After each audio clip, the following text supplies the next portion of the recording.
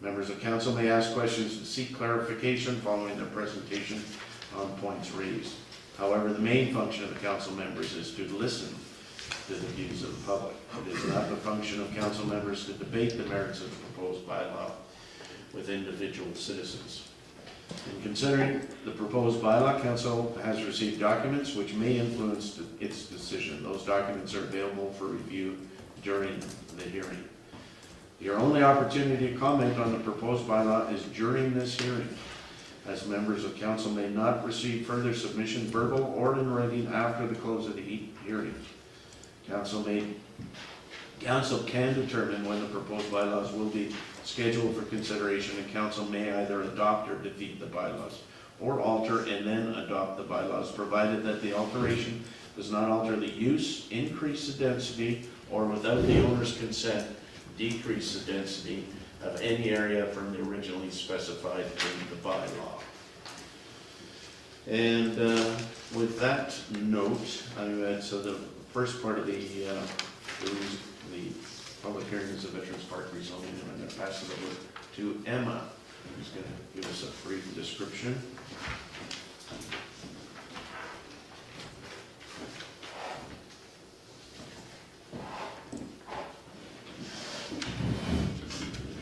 Good evening, Mayor and Council. This is both a land use bylaw and official community plan amendment for Veterans Park. The location is mid-island near Josephine Lake. There. And council had directed staff to undertake this rezoning last year to bring forward uses both currently and to accommodate future uses.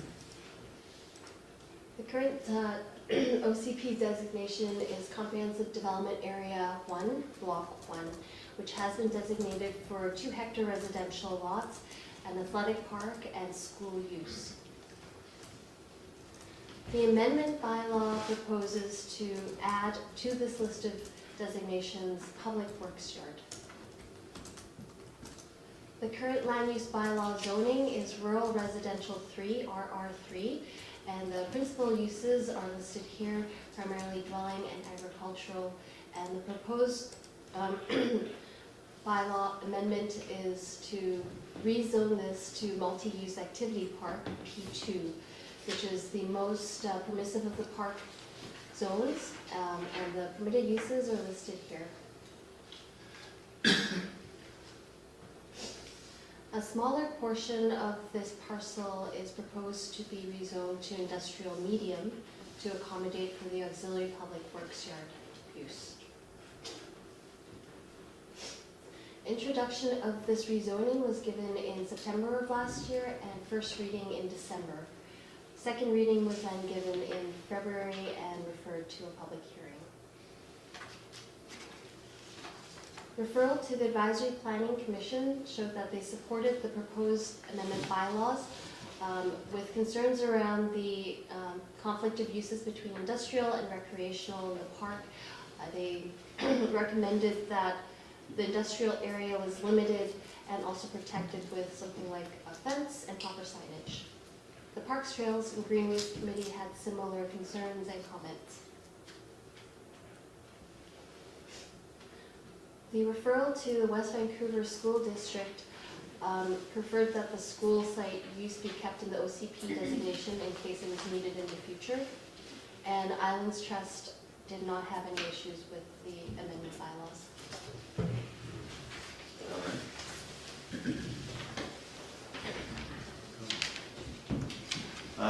All right, Emma, thank you very much. Does everybody have any clarification they want from Emma?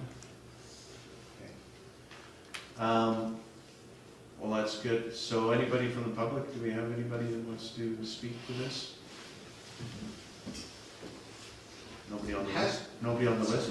I better Come on up. sign in. Yeah, sign in. My name is Nick Mosley. I live on 410 Salal. Okay. We've built a house there right beside a riparian area, and we have had to, and have done so happily, had 11 surveys and environmental assessments in order to build a house within existing zoning. I haven't seen any evidence of an environmental assessment, yet this site is right beside a riparian area and is part of the watershed for Josephine Lake, upon which we rely. And I note that Emma just commented on fences. Fences are not going to stop pollution going into our water source. I understand that the proposed use includes composting. I have great concerns about composting for a number of areas, which I have sent an email to you and I won't bore you with now, but I will add the possibilities of pollution of the water source from fertilizers, herbicides, and pesticides. This is a watershed, and so I had to have 11 surveys and environmental assessments, and yet the municipality, as far as I'm aware, has had none. I beg your pardon, ladies and gentlemen, but I question this process. I better sign in, and otherwise I'll get in trouble. Absolutely. So, and I'm saying all this with the utmost respect. I just had one question. I see your address, 410 Salal. Whereabouts, can you give me a little bit, whereabouts on Salal is that? Kind of midway. Yes, we are close to that park, Okay, but we're not immediately adjacent. yeah, We're on the other side of the lake, okay. and so I've made several points in an email. There may be a temptation to think I'm an NIMBY, but I believe that the points I've made are not related specifically to our location. Okay. Thank you. Can you say again when you sent the email, because, It's about 3:30 this afternoon. oh, Okay, that's fine. So that's why you got it, okay? I asked. And I'm afraid, I was under the impression this was a first reading, because I had looked at the website several days ago. I'm perhaps misread it, because obviously we're a public hearing stage, which is dramatically different.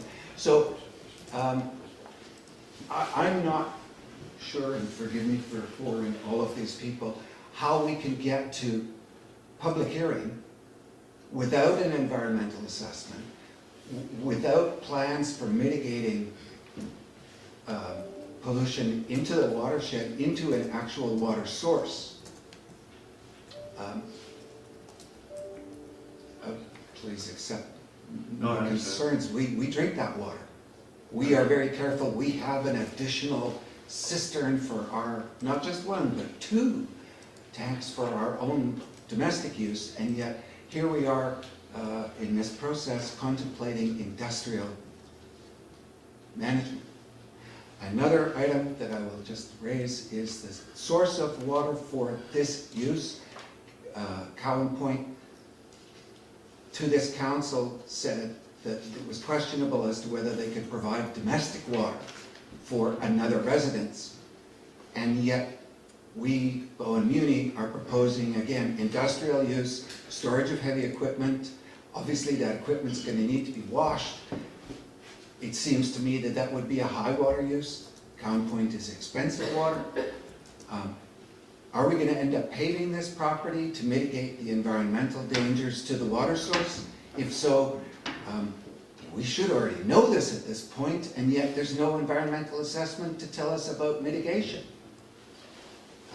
So forgive me if I'm seeming forward, but I think Duly we're a noted. little Duly more noted. advanced than I would have expected, but I'm no expert. So, for Thank your you. consideration. Thank you. Oh, and one more thing, sorry. Islands Trust Directive, the checklist on the website, that it has been completed. Item 3.3.2 is noted as not applicable. It refers to changes in the plans shall in their plans address means to prevent loss degradation of freshwater bodies and wetlands. This is near a freshwater body and a wetland. It's in the watershed, And yet that item in the Islands Trust checklist has been ticked as NA. To me, that seems like they've been misinformed, but We're informed now. just a resident. Thank you. Anybody else have any input on this particular public hearing issue? Veterans Park? Okay. So any verbal and written submissions have to come in now. I will call for a second time for any further submissions. And I'll call for a third time and final time for any further submissions regarding the Veterans Park public hearing. Since there are no further submissions, we will close the public hearing, and the recommendation is that all written and verbal submissions regarding Veterans Park rezoning, land use bylaw number 57, 2002, amendment bylaw number 473, 2018, and official community plan bylaw number 282, 2010, amendment bylaw number 474, 2018, up to and including April the 8th, 2019, be received, and that the public hearing be closed. Okay, thank you. We'll proceed on to the next public hearing, and I'd like to hear the public input at this time. And do we have anybody on the speakers list there? Daniel has to do his presentation. Oh, the presentation, yeah. You don't get to read it again. No. I was hoping that was getting better.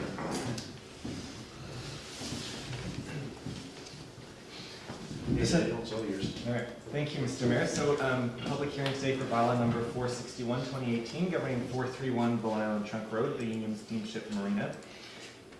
So this marina has applied for permission to build up to 6 additional floating buildings containing up to 16 dwelling units to house marina staff. The buildings as proposed would be governed by a housing agreement requiring that the units be available for Bowen workers. So for those not familiar with it, the marina is located in Snug Cove, immediately adjacent to the BC Ferry Terminal.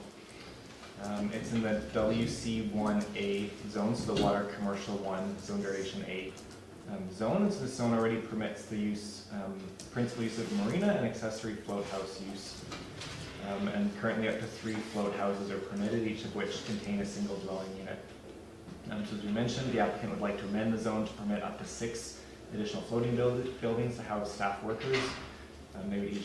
They could have up to 4 dwelling units in each building with a total of up to 16 additional units. In terms of background, this application was introduced to Council October 10th, 2017. It proceeded through readings for bylaw 461 and it had a public hearing on October 1st, 2018. The application was subsequently amended to increase the number of units from 12 to 16. And so bylaw 461 as amended received first reading November 13th, 2018 and second reading January 28th, 2019. Through this last round of referrals, it was referred to a number of our advisory committees and the Islands Trust, and the comments they provided are in the agenda package. I haven't written them up here again.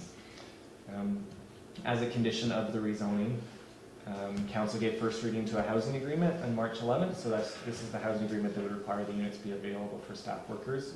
And additionally, Council received a septic covenant that would be a condition of the rezoning that would require testing of onboard septic systems.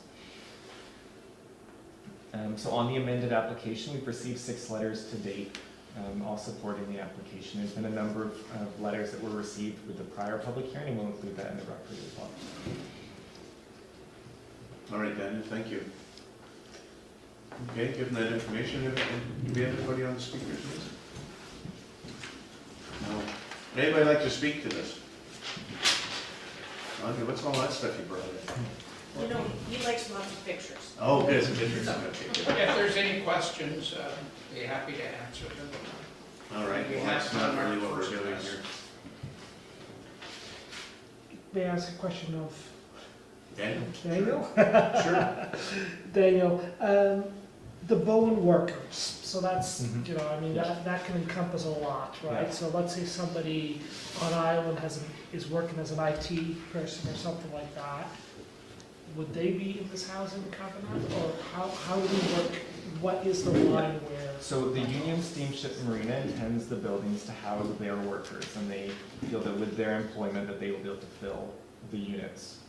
And so that's who they intend the housing to be for.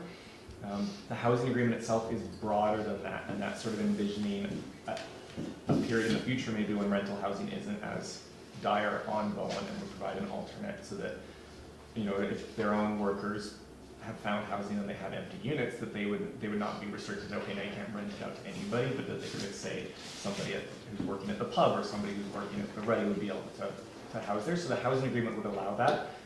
The applicant intent is for it to house their own workers. Okay, so it's more permissive of the applicant in Yeah. this case instead of holding to something like that. Okay. I guess my only, and I don't know if Rodney, if you're, Right, can you yes. respond to that or not? It's a public hearing. Yeah, good, thanks.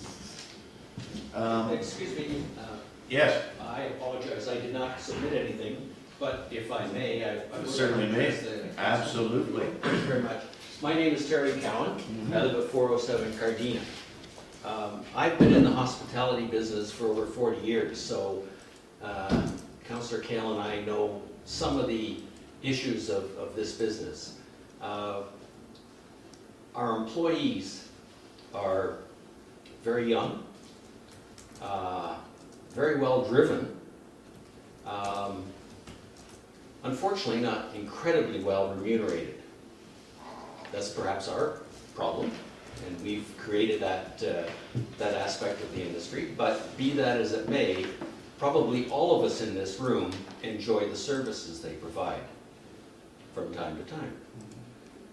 Bowen is, I've lived here off and on for over 30 years. Bowen has always been a place where it's difficult for young people to find residency if they don't live here, if their parents aren't here and they can camp out in the basement somewhere. We as a community can certainly go off and through our tax dollars provide some type of accommodation for this sort of employee, the people that we depend upon. Union Steamship has been, I think, very forward-thinking in what they're doing in attempting to, yes, certainly solve their problem. I mean, there's no question about that, but they're trying to, it's self-serving, and I understand that, but it's self-serving in a way that will be of service to all of us, and those 10, 15, 16 young people who otherwise could not live here, find employment here, therefore, and enjoy Bowen Island. I strongly, strongly support what this employer is doing and what perhaps many of us should be doing, even this council should be doing. The young people of this community are our future. The services they provide are extremely, extremely important to us. And I would very, very much support what Ronnie and Union Steamship is doing, and I ask council to do the same. So thank you. thank you, Terry. Sign in before you leave there. Thank you. Thank you for that. I can't write, I'm sorry. Okay. No, I can't.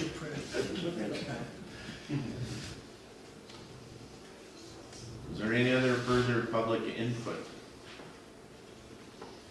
Call for a second time. Is there any further public input? Okay.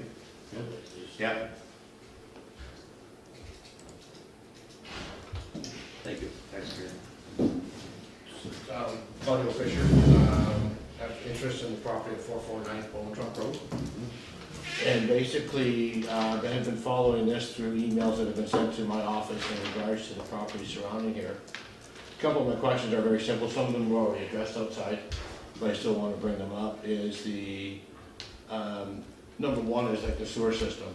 I guess it's being self-contained in the unit, lack of a better terms of knowledge, but it's been treated in its own buildings and then released back into the ocean, which I have a grave concern over that, basically with the environment and everything else that's going on in this world. The testing, they're saying it's going to be tested every 3 months for the first year. Am I correct on that? Am I correct on? Yeah, first year, every 3 months, Yeah. and the first one that's been 4 months has already passed, clearly we've had it tested, Yeah. and then we test every year after that. Okay. And so I was asking them the question just to be Yeah, clarified. that's not Um, on. Because they still have, things do break down, and that is quite a few, if you have all these living units in there, 16, that's quite a bit of black water that's being dumped into our bay there, which then in turn gets flushed out back into the ocean. So that's one of my major concerns, how to address it, I'm not sure, but I do have a major concern on that. The other concern that I have is in regards to I just was informed by Paul, a fellow that I have an interest with, that there is quite a few staff members at the Union Steamship. I didn't realize how many there were until I was just informed. But that would be primarily just for their staff, correct? And then as the staff dwindled or was cut down in numbers or whatever the case may be, then other staff members from other businesses would be associated. This wouldn't be open to the public to rent, is that correct? Probably not, but this isn't a question and answer period, sorry. Okay, no, but those are my main concerns there. And basically it's the sewer system right there, that's my main concern. Thank you.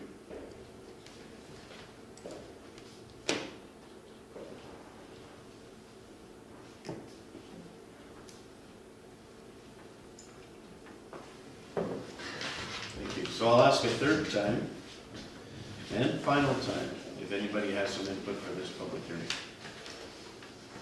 Excuse me, Mr. Mayor, I Yes. apologize. If I may You may. provide comment, if I could. Well, I that's meant not to- really what this is about. Thank you. I will not provide comment with respect to that. I've been in the hospitality industry, as I've said, for many years, the last 15 at resorts up in Haida Gwaii. In the area that our resorts are located, 2 of them are floating resorts that house over 100 people combined. They have identical systems to the units that the Union Steamship is proposing to put on board.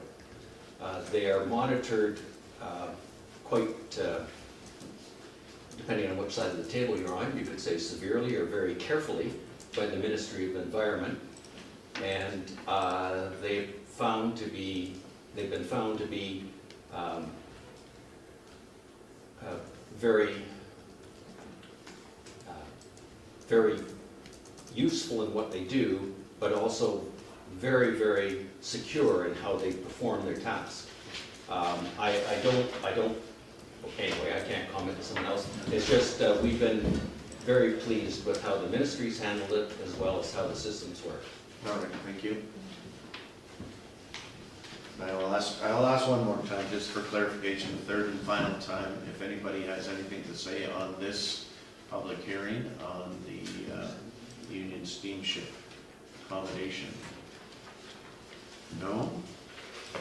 Since that is the end of the public input, there's no further public input and council does not wish to have further staff report, then the recommendation is that all written and verbal submissions regarding Union Steamship Marina rezoning, land use bylaw number 57, 2002, amendment bylaw number 461, 2018, up to and including April 8, 2019, be received and that the public hearing be adjourned.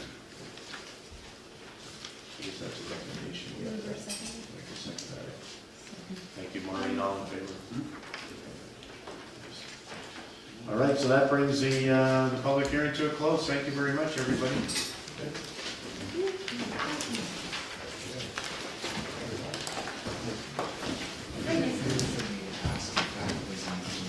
Is that what you said earlier? It will be, so I don't need that. We got it. No, it's over. The public hearing is adjourned. Oh, we got it.